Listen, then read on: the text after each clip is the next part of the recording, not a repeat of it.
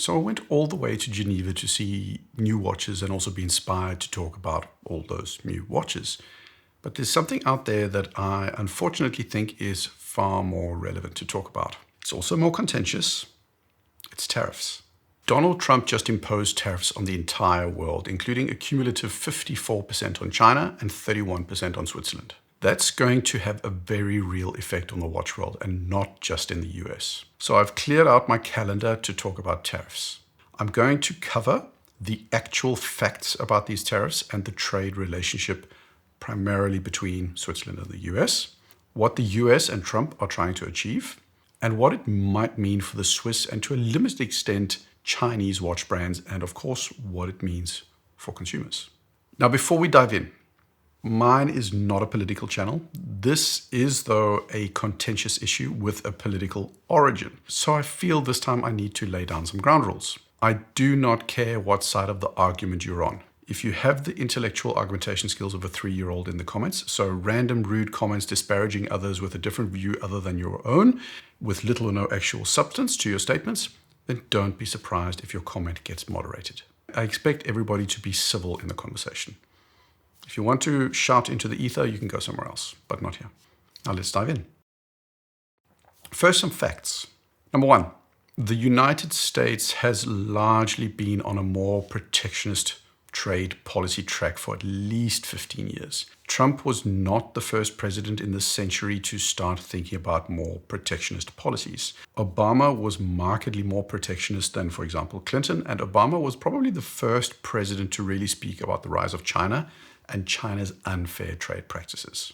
Biden extended and expanded on some of Trump's first-term tariffs. Bernie Sanders is also generally regarded as a pro-tariff, pro-protectionist politician.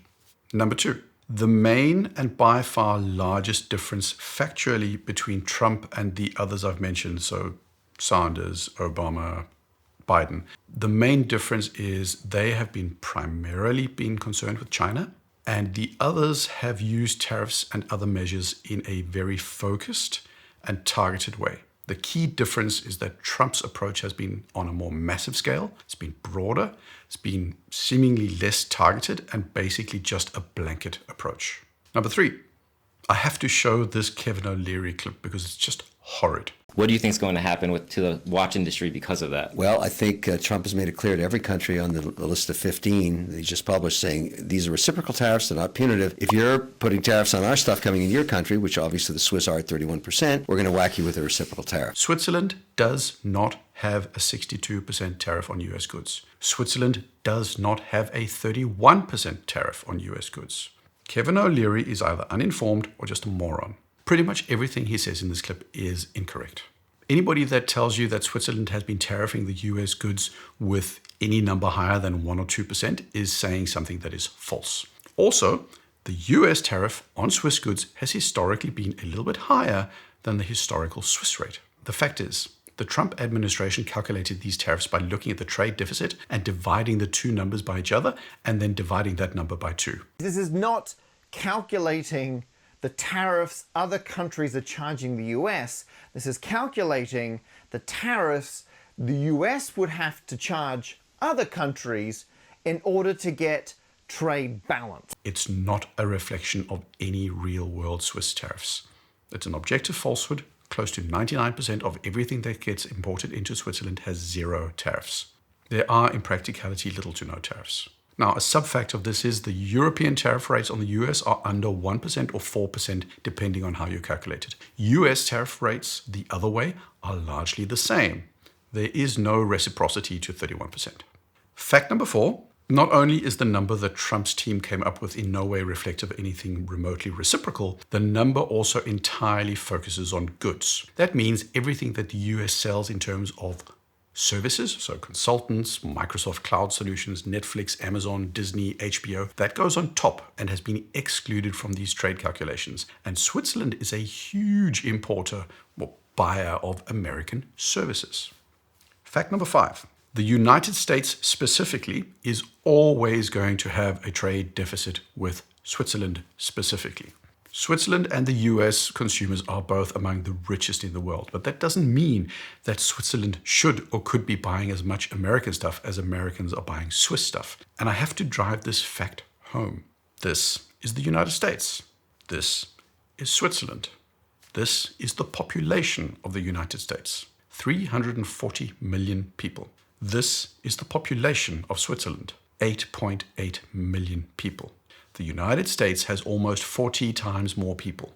How many iPads and Tesla Cybertrucks do you think 9 million people need to buy to make up for the equivalent purchasing power of 340 million people? There is no scenario where Switzerland buys more American in total in goods than the entire US population. Number 6. When it comes specifically to watches, the Swiss watch industry is not a consequence of American firms outsourcing all their luxury Detroit watch companies to low-cost countries in the 90s to turn a quick buck. Apart from a few exceptions, that Swiss watch industry has always been Swiss. No jobs were stolen from Americans at any time to create the Swiss watch industry. The Swiss basically started this game, and they've just been the best at competing on fair terms. Number 7. Switzerland's main exports to the US is two things: pharmaceuticals and watches. That's about 30% of their exports. It's not cars, it's not iPads, it's not cheap clothing, and it's not microchips. Fact 8. About half of all revenues of Swiss watch sales are in the US market. This is going to vary from brand to brand, but the US is hugely important to the Swiss watch industry. Number 9. The vast majority of global economists, and I say majority, they say this is a bad thing for the world and for the US, both in the short term and in the long term. Fact number 10. Just because a majority of economists believe something, it does not mean that they will definitely end up being correct. Fact number 11. The customer always ends up paying for tariffs. These tariffs will end up raising prices for consumers. This is always the case. Also, Rolex and Omega don't pay these tariffs. It's the importer that pays. It's an American entity that is paying. They then have to decide whether they earn less money or pass the cost on to the consumer through price hikes.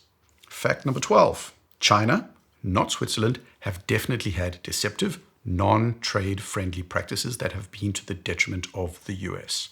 China has not been playing fair. Also, the attempts to get China to play by the rules have largely failed. Other harsher measures to protect the US may not only be justified, but also necessary. But, fact number 13, China is not Switzerland and Switzerland is not China. Switzerland are literally known for being those neutral dudes. Fact 14, watches with the word Swiss made on the dial sell more in the US than those that don't. Swiss made as a brand has value, and removing it will lead to lower sales in the US specifically. Every brand I've spoken to confirms how much that little Swiss made tag means in the US market. If Rolex were made in the US, it would not have that tag. Fact number 15, margins in retail for watches are not as high as you think. Retailers eating the entire tariff will lead to multiple businesses going into the red. You can check out Long Island Mark's video on the topic about his own business. This would hit a lot of retailers and ADs hard. And no, I don't believe all ADs are scumbags that deserve their business to go under. So those were the facts. What is Trump trying to achieve, and how does this correlate to the Swiss watch market? Trump has repeatedly stated two things. He has said that tariffs are there to bring revenues in for the US.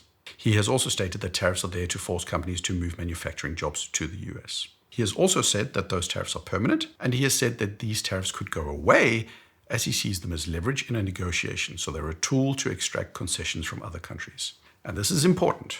If you want a company to move production to the US, you have to make the tariffs permanent. Because if businesses think they will go away, then they will wait things out and see what happens. Nobody's going to build a factory in the US if they think the tariffs might be changed. Trump's statements, therefore, are contradictory, and they are potentially counterproductive. Again, a majority of economists are pointing out that you can't have it both ways. Saying it's permanent and then saying they could go away is counterproductive to motivating a company to start moving production to the US.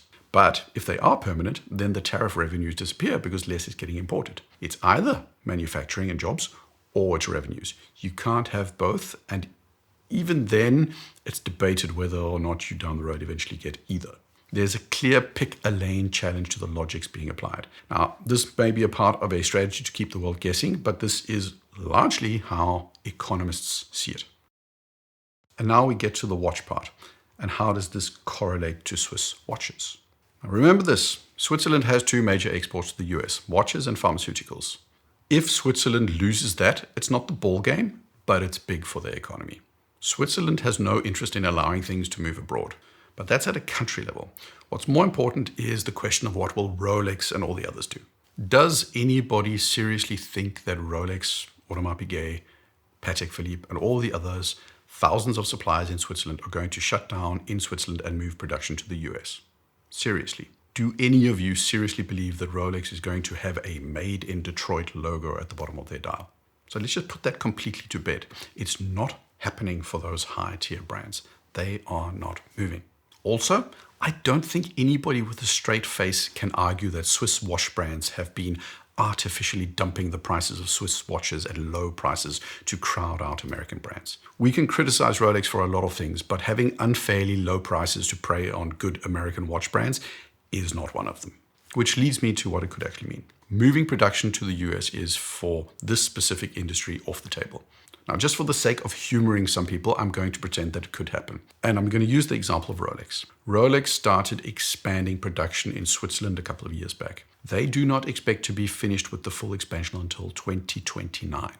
There are no watchmaking factories of any notable size in the US. There are little to no people with watchmaking skills in the US, so they would all have to be trained.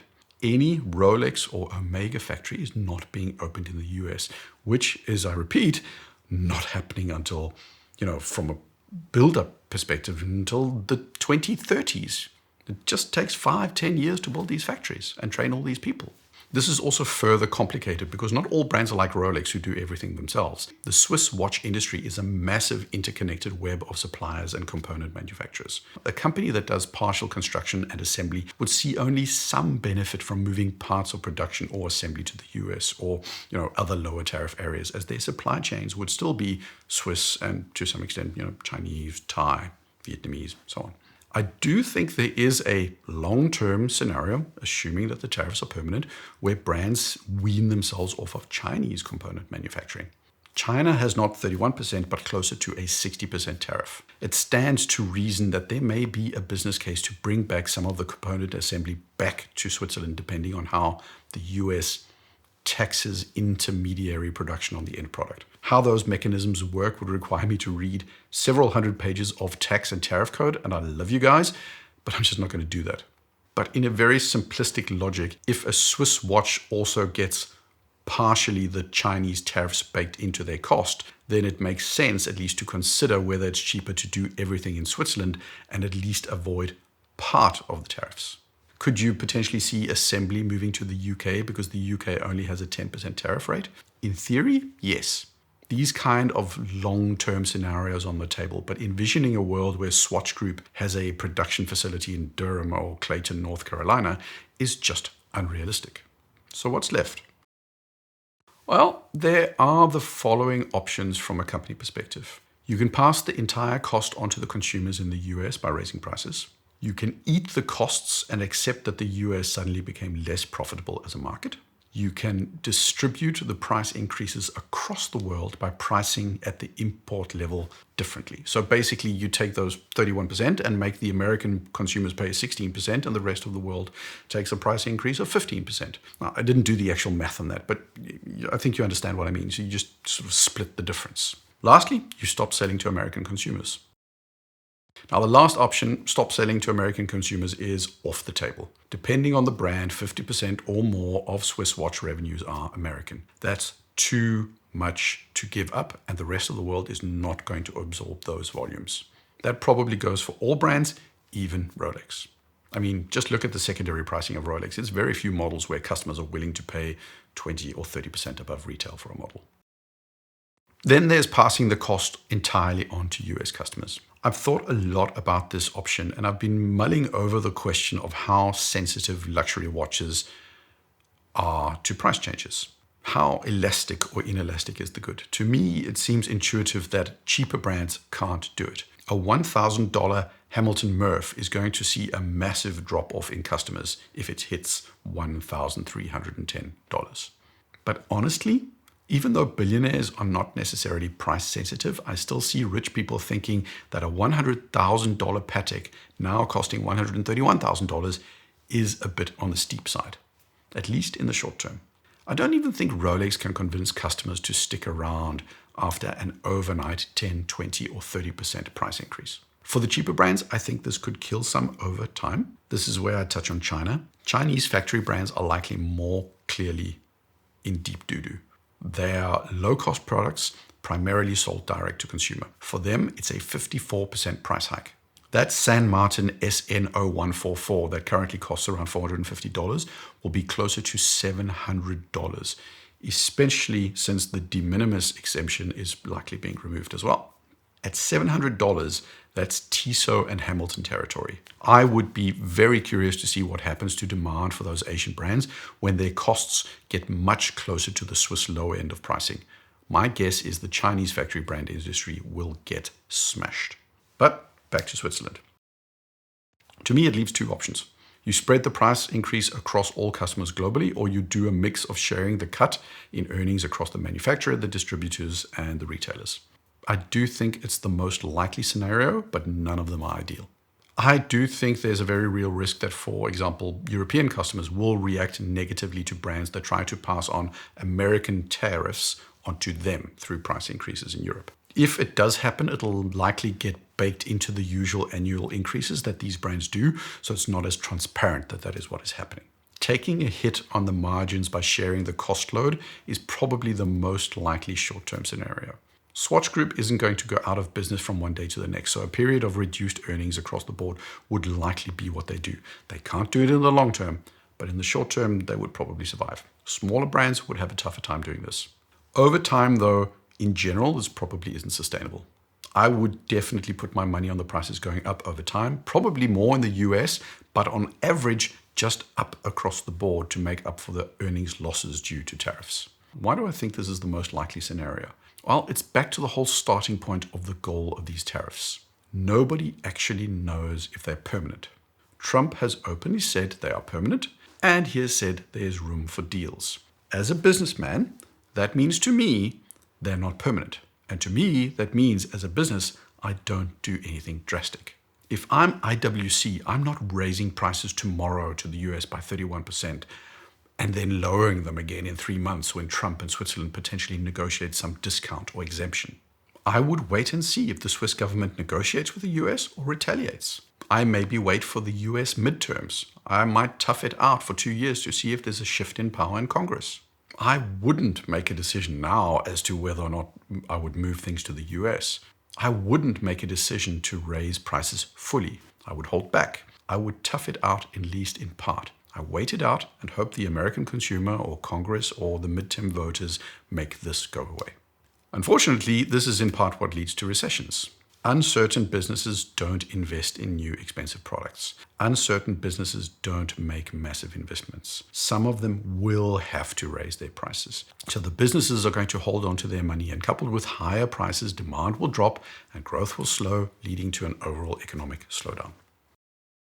Now, as for the American industry, is this going to lead to a boom? Well, it's hard to call it an industry. I mean, the collective volumes of Shinola, Veja, RGM, and Timex doesn't hold a candle to the Swiss and the Germans. Also, if you take a brand like Veja, they get a ton of their components from abroad. They state directly on their website that 100% American made is almost impossible at the moment. So where do Veja get their components? Well, they get them from Thailand, who have tariffs, China, who have tariffs, Switzerland, who have tariffs. All of them have 30, 40, 50% in tariffs. These American brands are going to get more expensive as well. Is there a theoretical scenario where the US starts making mass-produced high-end mechanical movements again? Theoretically, yes. But likely? Come on, no. This is way too small an industry to throw investment cash at this. This is going to hurt most American brands as well. So how do I feel about this? Some people are vindictive and mean and are thinking, screw those rich Swiss watchmakers. And to you, I say, I pity you and your worldview. These brands make luxury goods. Nobody ever forced you to buy them. But they employ people that are passionate about their products, people that work hard to make nice things. This is not an industry that's denying you healthcare. They're selling jewelry which you can choose to pay for or not to pay for. I've spoken to tons of people working at ADs, and the vast majority of them are just people that are trying to make money to put food on the table for their families, and they're passionate about watches. And then there are the millions of watch buyers like you and me that are passionate about this, silly little hobby we have. Suffice it to say, I don't find anything to be happy about in all of this for watches.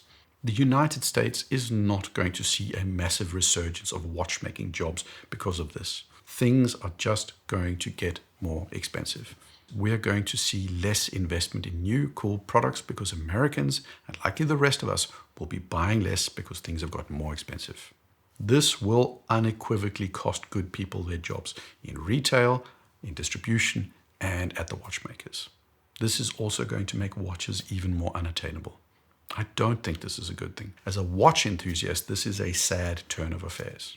Now, obviously, all of this global tariff stuff was not started because of the US administration having it in for Swiss watchmakers. Swiss watches are, in a sense, an innocent bystander in all of this. But in the watch world, this is a clear, indisputable net negative in the short term, and for as long as the tariffs are in place. That's all I had. Like I said, I'm not doing my usual like and subscribe spiel. I just ask, engage positively in the comments. Don't be a terrible human being. That applies to whichever political view you have. Cheers.